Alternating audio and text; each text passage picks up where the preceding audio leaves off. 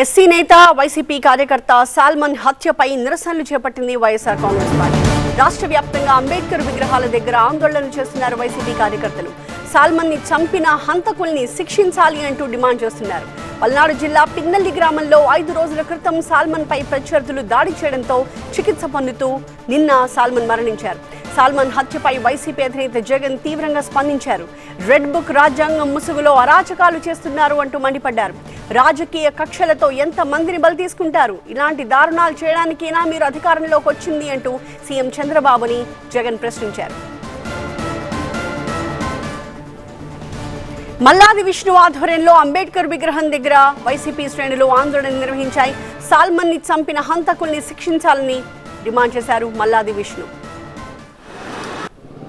తెలుగుదేశం ప్రభుత్వం ఎప్పుడు అధికారంలో ఉన్నా కూడా దళితుల మీద దౌర్జన్యాలు, దళితుల యొక్క హత్యలు సర్వసాధారణం అయిపోయింది.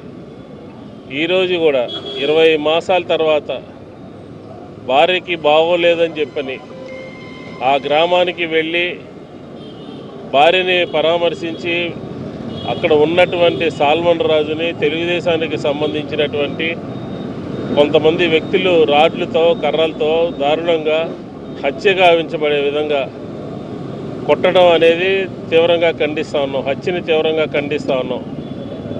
ఇంత జరిగినప్పటికీ కూడా పోలీసు యంత్రాంగం నిమ్మకు నీరెత్తినట్టుగా ఉంది. ఎవరైతే హత్య గావించబడ్డాడో, ఎవరైతే దాడులకి గురయ్యారో ఆ సాల్మన్ రాజు మీదే స్థానికంగా ఉన్నటువంటి భాస్కర్ రావు అనే సిఐ అతని మీదే కేసు నమోదు చేయటం ఇంతకన్నా ఆశ్చర్యం ఉంటుందా? ఇంతకన్నా దౌర్భాగ్యం ఉంటుందా? ఇంతకన్నా దిగజారిపోయి పరిపాలన ఉంటుందా?